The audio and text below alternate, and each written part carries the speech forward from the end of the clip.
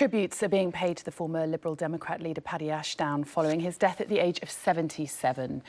Lord Ashdown, who's credited with making the Lib Dems a third force in British politics, has announced he was suffering from bladder cancer last month. In a statement, the Prime Minister said Lord Ashdown had dedicated his life to public service and would be sorely missed. Our chief political correspondent, John Craig, reports no, he doesn't. We're going to cross live to Lewis Goodall at Westminster. Lewis, Paddy Ashdown, loved by colleagues and opponents alike. Yeah, sorry to disappoint you, Sally. John's not here, but absolutely, really someone of really the first class as a breed of politician, really, and a very rare sort of politician. When one looks at his CV, you have to say, you start to wonder if you've done enough with your life. Not only was an MP, party leader, helped form the Liberal Democrats, he was a Marine, a soldier, a youth worker, even at one point a spy. And I think that's one of the reasons why the British public warmed to him so much, and why he, uniquely among the sort of pantheon of Liberal / SDP / Liberal Democrat leaders of that time, was able to do so well with the Liberal Democrats, win so many seats at the 1997 general election, the best result for the Liberals, or whatever you want to call them, since 1929, because he did stand out. He was someone in an era of machine politics and machine politicians who had a life story, who was affable, always with a story up his sleeve, and indeed was well liked and respected across the political spectrum. But of course, he was a Liberal to his fingertips, and he held a very special place in the heart of the Liberal Democrats, really the father figure of the party. And that's why so many tributes have come from his fellow leaders, including, as we're about to see, Sir Nick Clegg and Sir Vince Cable. Throughout my time in office as Deputy Prime Minister, he was always incredibly supportive. I mean, he had this great capacity to see the big picture. He passionately believed that politics, yes, was about winning and losing elections and political parties, but at the end of the day, politics is public service, and you have to put the interests of the public and the nation first. And he was very proud of what we did, and I relied very heavily throughout that time, and indeed before and since, on his friendship, on his advice, on his guidance. And he had great generosity, immense loyalty. I mean, immense loyalty, and he also instilled great courage in people, as well as being a courageous man himself. On a personal level, the inspiration I drew was he was a very good role model for politicians coming into public life. I mean, he had a proper career before he started politics. He then went straight to the grassroots. He built up his Yeovil constituency from virtually nothing. He was unemployed for a while, took a variety of jobs, built up an organisation from scratch, and then went on to build up the National Party. I mean, he was formidable, you know, full of energy, drive, you know, action man. I'm sure you've heard those phrases before, but that's what he was. Now, one of the reasons I think that he was so respected across the political spectrum, and you've seen so many tributes come from across the political stages, is that his was a politics, really, that in some ways was most unlike the age of our own. It was not particularly partisan, not especially tribal, open and pluralist. He worked very closely with Tony Blair in the late 1990s when Tony Blair was Labour leader. Doubtless, if the 1997 general election hadn't produced that enormous landslide, he would almost certainly have been offered a seat in the cabinet if there'd been a hung parliament. Gordon Brown went on to offer him the job of Northern Ireland Secretary when he became Prime Minister in 2007. And then he later became, of course, one of the fiercest proponents and defenders of Nick Clegg's decision to go into coalition with the Conservatives in 2010. I think without Ashdown's ballast and stature within the party, Clegg would have found that decision much more difficult to take and then later sustain as well. But if one looks at the sort of the whole take of his career, the sort of causes that Ashdown fought for, you have to conclude, having said all that rather all of the things that he did fight for, those causes, many of which have been on the wane in recent years. Liberalism itself, both in Britain and around the world, is on the retreat. It's being buffeted by the forces of populism, of parties becoming rather more extreme versions of themselves. He was, of course, one of a fierce proponent of Britain's place within the European Union. Of course, that has never been in greater question. And he really ended his life in the last few months and years publicly opining and mourning what he saw as Britain's retreat from her role in the post-war international order. He was, of course, an internationalist to his fingertips. Of course, none of that can be blamed on him himself. Few held the torch of liberalism higher or with more force than he did. But it has to be said, liberalism itself, especially with his passing, perhaps needs a new torchbearer. Lewis, an extraordinary life indeed. Thank you very much indeed. Gatwick is... Friends and colleagues have been remembering the former leader of the Liberal Democrats, Lord Ashdown, who has died at the age of 77, just months after revealing that he was being treated for bladder cancer.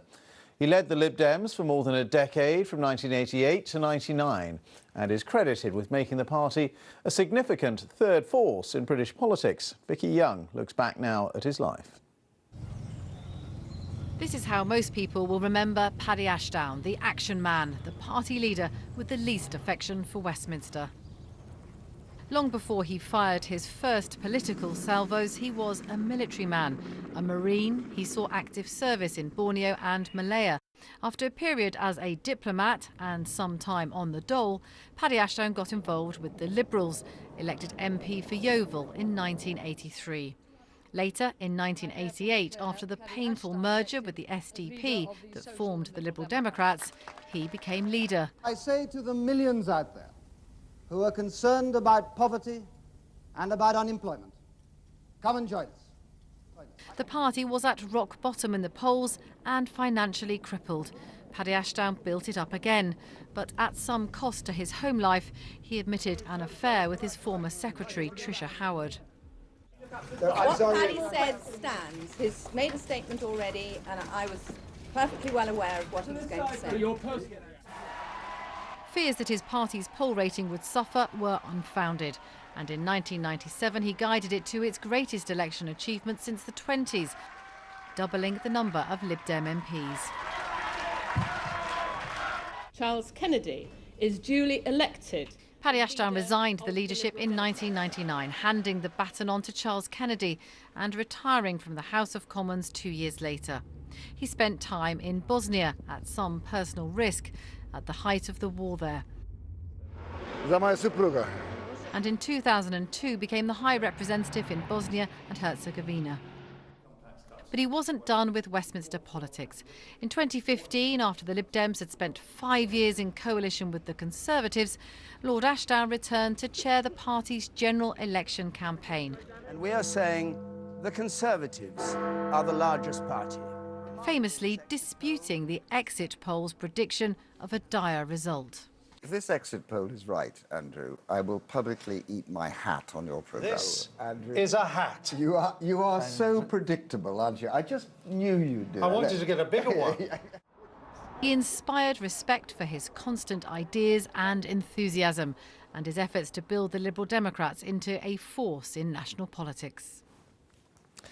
Lord Ashdown, who's died at the age of 77, well, someone who worked with Paddy Ashdown for many years was fellow Liberal Democrat Baroness Shirley Williams, and she's been talking to the BBC about the man she knew. Well, I knew Paddy in two contexts, really. I knew him quite well as a fellow campaigner, and obviously with a small party like the Liberal Democrats, you're battling all the time to establish its claims, and he was brilliant at that. And he and I met quite often on the campaign trail, both in Britain and, as it happens, occasionally outside it when we went to look at some foreign policy crisis, in particular the occupation of Kosovo at the time of the collapse of the whole Yugoslav structure. So that was rather unusual. We spent a lot of time together at that time, but in a fairly risky situation. And I got to like him tremendously, partly because, first of all, he never exaggerated. Secondly, he had a very, very strong sense of his responsibility, not only to our own people, but also to people in other countries as well. A commitment to bringing democracy, to trying as far as possible to make make people behave well. And also because he never had the slightest sign of cowardice. He faced each situation calmly and in the light of the facts and so on, and with a determination to have the best possible outcome. There was almost, you could say, an unbroken legacy between his military background, because he had a distinguished military career. People often forget that, but he worked, of course, not only in the diplomatic service, but perhaps more significantly within the forces themselves. And people don't remember now that he was, for example, with a small boat squadron, which is a very risk-taking squadron, people who put torpedoes under very large ships in wartime. He also worked very hard on things to do with discovering, for example, whether other bigger countries should intervene. Typical example was that Tony Blair, I believe, asked him to tell him, Tony Blair, then the Prime Minister, whether we should intervene in Kosovo to try and prevent what was becoming an increasingly awful situation with a lot of well, not so much terrorism, but a lot of sniping, a lot of quite poor behaviour. So there was a sense with Paddy that he was part of the same man. He was a man who could live his way through very tough situations and treat it always with seriousness. And on the other hand, he was somebody who could enjoy himself in private, talking to friends, going out to dinner together and so forth. A very wonderful combination of people. Shirley Williams there, Baroness Williams, remembering Paddy Ashdown.